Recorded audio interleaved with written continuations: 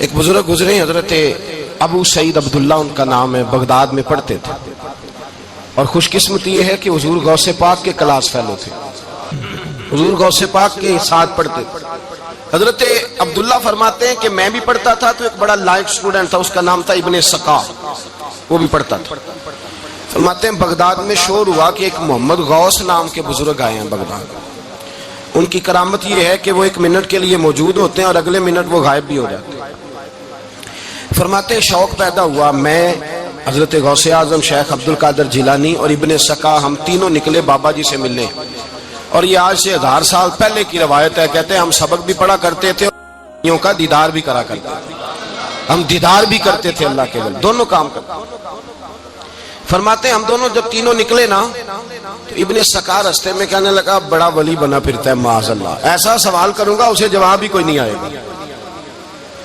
آپ فرماتے ہیں میں نے کہا نہیں جی، میں سوال تو میں بھی کروں گا، سوال تو بولیے، سوال تو میں بھی کروں گا، پر میں دیکھوں گا وہ جواب کیا دیتے ہیں، دیکھوں گا۔ کہتے ہم دونوں بات کر کے خاموش ہوئے تو حضرت شیخ عبد القادر کی طرف نظر ڈالی، کہا آپ نہیں سوال کریں گے؟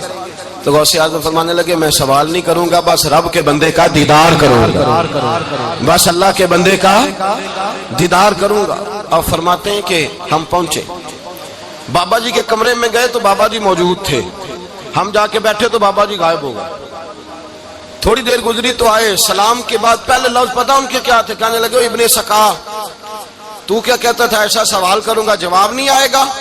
میں تیرے اندر سے کفر کی بو دیکھ رہا ہوں، کفر کی بو دیکھ رہا ہوں، تو رب کے بندے سے دشمنی کرتا ہے؟ اور فرمانے لگے او ابو عبداللہ تو کہتا تھا کہ میں دیکھوں گا وہ کیا جواب دیتے ہیں۔ فرمایا تو کافر تو نہیں ہوگا پر دنیا دار ضرور ہو جائے گا۔ کہتا پھر بابا جی نے رخ پھیرا غوث پاک کی طرف اور کہنے لگے عبد القادر تو کہتا تھا میں رب کے بندے کا دیدار کرنے جا رہا ہوں؟ فرمایا جا میں تجھے دعا دیتا ہوں، جب تک تیرا قدم نہیں لگے گا اللہ کسی کو ولایت عطا نہیں کرے گا۔ جا میں تجھے دعا دیتا ہوں، جب تک تیرا قدم نہیں لگے گا رب کسی کو ولایت۔ حضرت ابو عبداللہ فرمایا کرتے تھے ہم آ گئے، ابن سقا پھر نہ مانا، کہنے لگا نہیں نہیں ایسے ہی بات کر دیا ہے، اس تو کوئی علم غیب ہے معاذ اللہ۔ کہتے ہم نے دیکھا وہ سب سے بڑا عالم بنا، مناظر بنا، بڑی تقریریں کرتا، واضح کرتا۔ پھر وہ روم چلا گیا، روم کے بادشاہ نے اسے وزیر اوقاف بنا لیا۔ پھر ایک دن روم کے اس عیسائی بادشاہ کی بیٹی اسے پسند آ گئی، کہنے لگا میں نے شادی کرنی ہے۔ کہتے ہیں بادشاہ کہنے لگا کر دوں گا شادی پر تجھے عیسائی ہونا پڑے گا۔ کہتے ہیں مارا قسمت کا معاذ اللہ ثم معاذ اللہ، نقل کفر کفر نہ باشد، عیسائی ہو گئے۔ آپ فرماتے ہیں مجھے بھی ایک بادشاہ نے بلا لیا، اس نے مجھے بھی ایک عہدہ دے دیا، میری بھی دنیا میرے کانوں تک آ گئی، بڑی جان چھڑاتا ہوں دولت سے، مال سے، شہرت سے، پر میری چھوٹتی نہیں۔ آپ فرماتے ہیں ہوش اس دن آئی جس دن بغداد کے منبر پر بیٹھ کر اور 70,000 کے مجمع میں کھڑے ہو کے غوث اعظم نے فرمایا آؤ بھائی جس نے ولایت لینی ہے عبد القادر کے پاس آؤ، میں قدم رکھتا جاؤں گا اللہ ولایت عطا کرتا چلا جائے گا، آؤ میرے پاس میں ولایت دیتا ہوں۔ ہر مشکل دی کنجی یارو ہاتھ مرداں دے آئی، تے مرد نظر کرے جس ویلے مشکل رہے نہ کائی۔ لوگ دشمنی کرتے ہیں، اللہ والوں سے اللہ ملتا ہے، اللہ کے بندوں سے معرفت کا حسن ملتا ہے، اللہ کے بندے بیعت اپنی کرتے ہیں، جھکاتے اللہ کی بارگاہ۔ اللہ تبارک و تعالیٰ کے بندوں کے پاس بیٹھنے سے رسول اللہ کا پیار ملتا ہے، اللہ کے بندوں کی صحبت حضور کے دروازے تک لے جاتی ہے، رب کریم کے بندوں کی صحبت عاجزی سکھاتی ہے، اللہ کے بندوں کے پاس بیٹھنے والے اللہ اللہ کرنے لگتے ہیں، رب کریم کے بندوں کے پاس بیٹھنے والوں کو سجدے کا نور حاصل ہوتا ہے۔ اور میرے بھائی اگر تو نے کسی کے ہاتھ میں ہاتھ دیا ہو تو ملے گا کیا؟ ملے گا کیا؟ خواجہ نظام الدین محبوب الہی رحمت اللہ علیہ کھڑے تھے تو ایک آدمی حلوائی کی دکان پہ کوئی چیز لینے آیا، کوئی درویش سادہ سا آدمی چھوٹی سی مسجد سے نکلا، حلوائی سے کہا دے دے، حلوائی کہا چل دوڑ جا، تو روز آگے کھڑا ہو جاتا ہے، جب سارے آتے ہیں تب آیا کر، غریب گاہک تھا نا تو حلوائی نے جھڑک دیا۔ اس درویش کو جوش آ گیا، کہنے لگا میرے ساتھ بدتمیزی نہ کرنا ورنہ میں تیری دکان الٹ کے رکھ دوں گا، میں تیری دکان الٹ دوں گا۔ کہنا چل دوڑ جا، بڑے دیکھے ہیں تیری طرح کے دکان الٹنے والے۔ حضرت نظام الدین محبوب الہی گزر رہے تھے، حلوائی کی نظر پڑی تو دوڑ کے دست بوسی کرنے آیا، کہنے لگا حضور السلام علیکم۔ آپ فرمانے لگے اس کے ساتھ بد اخلاقی نہ کر، تیری دکان واقعی الٹ جائے گی۔ کہا حضور کس طرح؟ یہ تو ایسے ہی سادہ سا ہے۔ آپ فرمانے لگے یہ بھی سادہ ہے، اس کا پیر بھی اسی طرح کا ہے، پر دادا پیر بڑا باکمال ہے، وہ جس کے ہاتھ میں اس کا ہاتھ ہے وہ بڑا باکمال ہے۔ فرمایا وہ تیار کھڑا ہے، وہ کہتا ہے چلو نالائق ہوا تو کیا ہوا، بچہ تو ہمارا ہی ہے نا، کہہ دے گا تو الٹ دیں گے، بچہ تو ہمارا ہی ہے نا، مجھے دشمنوں نہ چھیڑو، میرا ہے کوئی جہاں میں ابھی پکار لوں گا، نہیں دور ہے مدینہ۔ یہاں کوئی لاوارث لوگ بستے ہیں، خدا کے فضل سے ہم پر ہے سایہ غوث اعظم کا، ہمیں دونوں جہاں میں ہے سہارا غوث اعظم کا، خدا دے گا منادی حشر میں یہ قادریوں کو، کہاں ہے قادری کر لے نظارہ غوث اعظم کا۔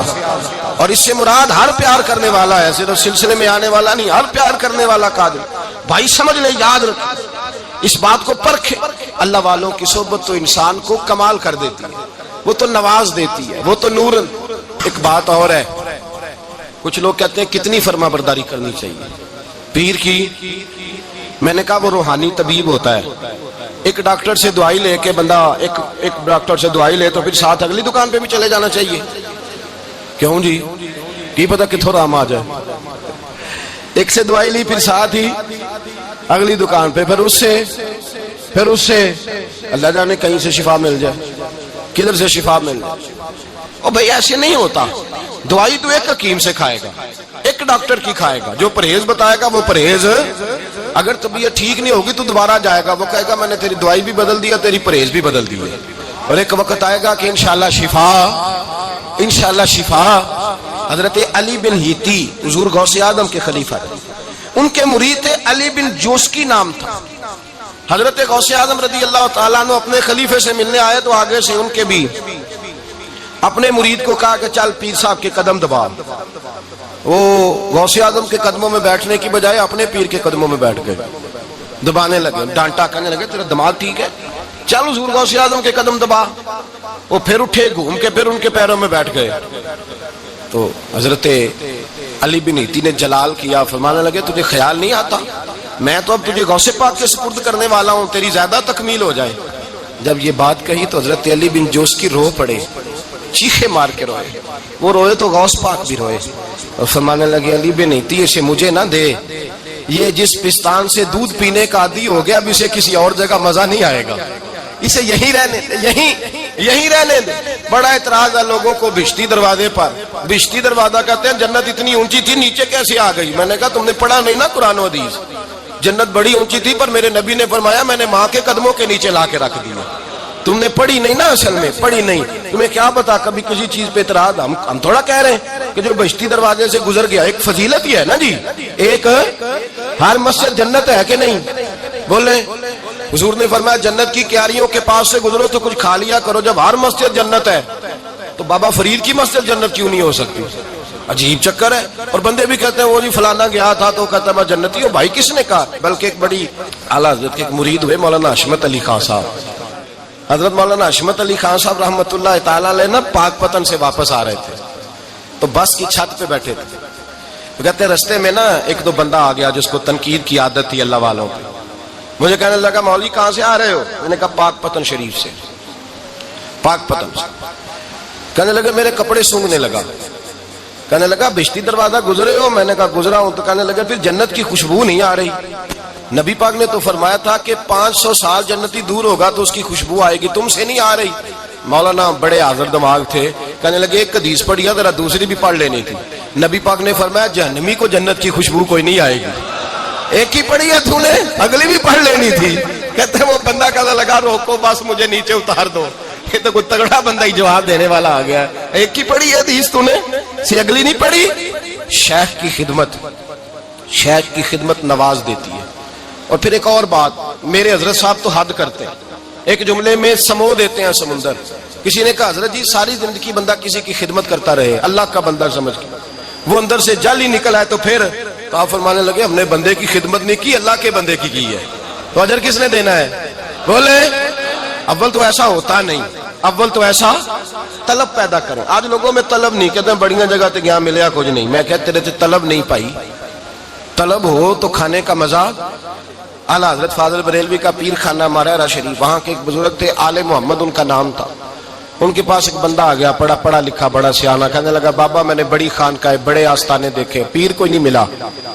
آپ مسکرائے, آپ فرمانے لگے تیری نیت ہی نہیں تھی پیر پکڑنے کی, ارادہ ہی کوئی نہیں تیرا پروگرام نہیں تھا, ورنہ تو بڑے بڑے کامل لوگ ہیں, تیرے اندر طلب ہی نہیں, اندر کچھ ہے خالی ہوگی تو کوئی معرفت کا نور آئے گا, تو خود بھرا ہوا ہے. کہنے لگا جی بڑی طلب ہے. آپ فرمانے لگے تجھے کہا ہے نا کوئی نہیں. کہنے لگا حضور ہے. آپ فرمانے لگے چلو رات سو جاؤ, خانقاہ پہ سویرے بات کریں گے. مرید کو کہنے لگے اسے 5 کلو مچھلی دو اچھی بنا کے. مریدوں نے مچھلی دے دی, پانی کوئی نہیں دیا. ساری رات تڑپتا رہا اور باہر سے کنڈی بھی لگا دی. سویرے حضرت آل احمد آئے, دروازہ کھولا, قدموں پہ گرا, کہنے لگا حضرت جی پانی, حضرت جی پانی پانی پانی. آپ فرمانے لگے سلام تو لے لے پہلے. کہنے لگا نہیں حضور پانی پانی. آپ فرمانے لگے بتا مچھلی کہے گا حضور پہلے پانی پہلے پانی. حضرت نے ایک جملہ کہا, رب کے بندوں کی ایک بات کمال کر دیتی ہے. فرمایا پتہ چلا طلب کیا ہوتی ہے, پتہ چلا طلب کیا ہوتی ہے. کہنے لگا سونے لگ پتہ گیا ہے کیا ہوتی ہے, لگ پتہ گیا ہے. آپ نے پانی بھی پلایا, مرید بھی کیا, اور جب سینے سے لگایا تو فرمایا جا تو نے طلب پیدا کی تھی, میں نے رب کے فضل سے تجھے فیض دیا ہے. کہتے وہاں بیٹھے بیٹھے کالے رنگ کا تھا, اللہ نے گورا رنگ بنا دیا. اللہ تبارک و تعالیٰ نے 4 کتابیں نازل فرمائی. اللہ دے دیتا, حضرت جبریل سب کی چھتوں پہ, اللہ کے فرشتے بارش برساتے ہیں نا, کتابیں بھی برس سکتی تھی نا, چھتوں پہ گرا دیتا کہ لو پڑھو. لیکن اللہ نے کتابیں 4 بھیجی, نبی 1 لاکھ کم و بیش 24,000 عطا فرمایا. فرمایا کتاب پڑھنی ہے پر جب جلوہ دیکھنا ہے تو میرے مصطفیٰ کا دیکھنا ہے. حضور کے نور کی روشنی میں تم نے قرآن مجید کو پڑھنا. وہ بھائی سمجھ نہیں ہے, میں آج تک سمجھ نہیں آئی آج تک کہ گاڑی کا پتہ ہے کہ اس کی ہینڈ بریک کہاں ہے, اس کا کلچ کدھر ہے, اس کی فلاں چیز کدھر ہے. پھر بھی ایک استاد پیسے بھی لیتا ہے, 15 دن ساتھ بھی بٹھاتا ہے, پھر طریقہ سکھاتا ہے. جب ایک چھوٹا سا کام بغیر استاد کے نہیں آتا تو دین بغیر استاد کے آ جائے گا. اور دین کے مسئلے باریک ہیں, یاد رکھیں. شیطان حملے کرتا ہے, باریک بات ہے. تکبر والا جنت میں نہیں جائے گا, ریاکاری والے کی عبادت قبول نہیں ہوگی, حسد والے کے اعمال ضائع ہو جائے, جھوٹ بولنے والے کو حضور نے فرمایا میں اسے مومن ہی نہیں مانتا. اب یہ ساری چیزیں جو باطنی نقص ہیں, یہ بیماریاں ہیں باطن کی. آپ اگر دوائی نہ لیں تو آپ کے جسم کی بیماری نہیں جاتی, درویش کے پاس نہ جائیں تو آپ کی روح کی بیماری نہیں جاتی. جھوٹ نہیں چھوٹ سکتا, بدی نہیں چھوٹے گی. ہم نے دیکھا ہے تھوڑی دیر کے لیے لوگ مسجد آتے ہیں, نماز شروع کرتے ہیں, عمرہ کر کے آئے تو شروع ہو گئی, تھوڑا سا حج کر لیا شروع ہو گئی, خدا نہ خواستہ گھر میں کسی کا انتقال ہو گیا تو نماز شروع ہو گئی, تو ٹھیک کریں. لیکن وہ بعد میں چھوڑ جاتے ہیں. قائم کون رہتا ہے؟ قائم وہ رہتا ہے جس کے پیچھے کوئی قائم رکھنے والا ہوتا ہے. موبائل بند ہو جاتا ہے اگر بیٹری اس کی چارج, ہم اللہ والوں کے پاس جاتے ہیں, ان کی 2 باتیں بیٹری چارج کر دیتی ہیں. وہ ہمیں بتاتے ہیں کہ جینا کس طرح ہے, انسانیت کیسے تم نے اپنے اندر پیدا کرنی ہے, تم نے اللہ سے ڈرنا کس طرح. ان کی باتیں دلوں کو نرم کرتی, ان کی گفتگو انسان کو بدل دیتی. ان کی صحبت میں بیٹھنے والا بڑا آگے جاتا ہے. جو ان کی خدمت عالی مرتبت میں رہتا ہے, اللہ اسے اسی طرح کا رنگ عطا کرتا ہے. سنیں میرے نبی پاک سید عالم علیہ السلام کے صحابی حضرت ابو ذر غفاری نے پوچھا, حضور ایک بندہ نیک لوگوں سے پیار کرتا ہے پر ان کی طرح کے کام نہیں کرتا, اس کے بارے میں حکم کیا ہے؟ کوشش کرتا ہے پر غلطی رہ جاتی ہے, پر پیار سچا کرتا ہے. تو آپ ترغیب و ترہیب پڑھیں. میرے رسول پاک نے فرمایا جو جس سے پیار کرے گا جنت میں اسی کے ساتھ کھڑا کیا جائے گا. کہہ رہے ہیں کہ حضور عمل نہیں کرتا, ایک مرشد کامل. لیکن میرے بھائی جو رب کریم کے بندے تھے ان کا رشتہ اصلاح کا رشتہ تھا. پیر کے ساتھ رشتہ اصلاح کا رشتہ ہوتا ہے. وہ جو لوگ رسمی بیعت کرتے ہیں نا, ٹھیک ہے مرید ہو گئے چلو روزی میں برکت ہو جائے گی, اس سے بھی انکار نہیں. اعلیٰ حضرت فرماتے ہیں بیعت برکت کی بھی بڑی بات ہے. اور دلیل کیا ہے؟ آپ فرماتے ہیں اگر اصحاب کہف کا کتا ولیوں کے پاس بیٹھ جائے اللہ اسے خالی نہیں رکھتا, تو ولیوں سے پیار کرے گا تو کیسے خالی رہ جائے گا. بیعت برکت بھی بڑی بات. لیکن جب آپ مرید ہوں تو جس مکتب میں جائیں اس کا سبق یاد کریں, جس چیز سے روکا جائے اس چیز پر. سمجھ آ رہی ہے میری بات کی؟ لوگ کہتے ہیں جی معرفت کیا ہوتی ہے, تو معرفت آپ قرآن مجید کا 15واں سپارہ آخر سے اور 16واں سپارہ شروع سے پڑھیں. حضرت خضر اور جناب موسیٰ کا واقعہ دیکھیں, وہ ساری معرفت کی بات ہی تو ہے. ایک بندہ قتل کر دیا جناب خضر نے, حضرت موسیٰ کہتے ہیں یہ کیا کیا؟ آپ فرمانے لگے یہ اپنے باپ ماں کے لیے تکلیف کا سبب بن جانا لہذا قتل کر دیا. بچوں کی دیوار سیدھی کر دی. یہ ساری تفصیل قرآن مجید میں ہے. تو حضرت سیدنا موسیٰ علیہ السلام کہنے لگے یہ کیا؟ فرمایا ان کا باپ بڑا نیک آدمی تھا۔ تو بھائی تفصیل دیکھیں آپ، اللہ والوں کے پاس لوگ جایا کرتے، ان کے پاس بیٹھتے۔ ہمارے دور کے اندر ایک بڑا غلط کام کرتے ہیں لوگ، ایک تو جاتے نہیں، پیر نہیں پکڑتے، شیخ نہیں پکڑتے، اور حضرت باجید بستامی فرماتے ہیں اگر نیکی بتانے والا تجھے کوئی نہ ہو، تیرا پیر کوئی نہ ہو، تو شیطان تو پھر ہے ہی تیرے ساتھ، بدی پہ تو وہ لگائے گا ہی۔ اگر نیکی بتانے والا کوئی نہیں تو پھر بدی بتانے والا تو تیرے ساتھ ہے۔ ہم نے یہ دیکھا ہے، اپنی زندگی کا چھوٹا سا تجربہ ہے کہ جو آ کے مرید ہوتا ہے وہ سارا بدل جاتا ہے۔ اس کے لیے داڑھی رکھنا آسان ہو جاتا ہے، اس کے لیے درود پاک پڑھنا، چڑھتی جوانی، مال دولت، سارا کچھ، لیکن اس کے لیے تبدیل ہونا۔ اور جو لوگ اس طرف توجہ نہیں کرتے، اس معرفت کی طرف رجوع نہیں کرتے، ان کی زندگیاں بیت جاتی ہے، ویسے کے ویسے رہتے ہیں، تبدیلی نہیں آتی۔ تو بھائی اس زمانے کا جرم پتہ کیا ہے؟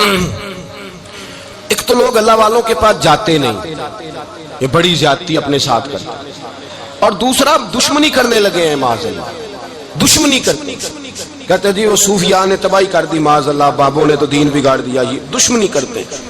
ابن ماجہ سیاستہ کی کتاب ہے، حضرت عمر کہتے ہیں میں حضور کے روضے پہ گیا تو جناب معاذ بن جبل حضور کے روضے پہ بیٹھے رو رہے تھے، تو میں نے کہا معاذ کیوں رو رہے ہو؟ کہنے لگے نبی پاک کی ایک بات نے رلا دیا۔ میں نے کہا کیا ہوا؟ تو کہنے لگے رسول پاک نے فرمایا ہے، دو باتیں اتنی سخت کر دی ہیں کہ میں ڈر رہا ہوں کہیں مجھ سے یہ غلطی ہو نہ جائے۔ کہا وہ کیا؟ فرمایا کہ نبی پاک نے فرمایا چھوٹی سی ریاکاری بھی شرک ہے، چھوٹا سا دکھاوا بھی، اگرچہ شرک اصغر ہے پر چھوٹی سی ریاکاری بھی شرک ہے۔ اور دوسرا حضور نے فرمایا رب فرماتا ہے جس نے میرے ولی سے دشمنی کی میرا اس کے خلاف اعلان جنگ ہے، میرا اس کے خلاف اعلان۔ دو جرم ایسے ہیں جن کے بارے میں اللہ نے فرمایا میں تم سے جنگ کروں گا، ایک فرمایا اگر تم سود نہیں چھوڑو گے تو جنگ کروں گا، ایک فرمایا میرے ولی سے دشمنی کرو گے تو میں تمہارے ساتھ، بولیے میں تمہارے ساتھ جنگ کروں گا، اگر تم نہیں چھوڑو گے تو میں جنگ کروں گا۔ تو میرے بھائی سمجھ لیں، اولیاء اللہ کے پاس نہیں جاتے تو کم از کم دور رہ کے پیار تو کریں، دور رہ کے پیار تو کریں، پیار تو کریں اس کے ساتھ۔ اور اللہ کے ولیوں کی دشمنی بڑی خطرناک ہوتی ہے۔ اب یہ جو حضرت معاذ رو رہے تھے نا، تو اس کی شرح میں حضرت حکیم الامت نے لکھا ہے حضرت معاذ کہنے لگے کہ میں رو اس لیے رہا ہوں کہ ایسا نہ ہو کہ میں کسی بندے کی بے ادبی کر دوں اور وہ اللہ کا ولی ہو، تو میں رو رہا ہوں کہ کہیں کوئی بات نہ مجھ سے نکل جائے۔ لوگ فر باتیں کرتے ہیں، فر لوگ ایک منٹ کے اندر بڑے بڑے لمبے چوڑے اعتراضات کرتے ہیں۔ تو بھائی اللہ کے ولیوں کے ساتھ پیار کریں، ان کی صحبت میں جائیں، ان کے پاس بیٹھیں، ان کی سنگت اختیار کریں، ان سے اپنی روح اور قلب کے لیے دوائی خریدیں، جو وہ پرہیز بتائیں وہ پرہیز کریں، پھر دیکھیں اللہ تبارک و تعالیٰ آپ کو نماز میں اطمینان عطا کرے گا، قرآن پاک میں دل لگے گا، درود و سلام کا موقع ملے گا۔ اور اگر یہ کام نہیں کرتے پھر مخالفت کریں گے۔ پھر کیا کرتے ہیں لوگ؟